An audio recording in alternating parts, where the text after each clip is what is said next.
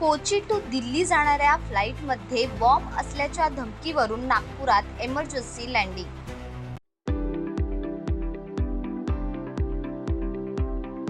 कमी फी मध्ये रशियामध्ये MBBS करायचंय तर अधिक माहितीसाठी संपर्क करा स्क्रीनवर दिलेल्या कॉन्टॅक्ट नंबरवर।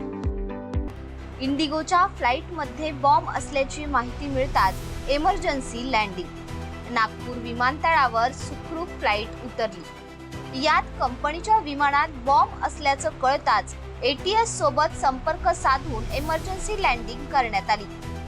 यात यापूर्वी दिल्या गेलेल्या धमक्यांमध्ये काहीच मिळून आलं नाही, त्यामुळे यावेळेस नेमकं काय मिळतं याकडे आता लक्ष लागलं होतं। पोलिसांनी बॉम्ब शोधक पथक विमानातील तपासणी केली असता काही अपरिहार्य वस्तू भेटली नाही।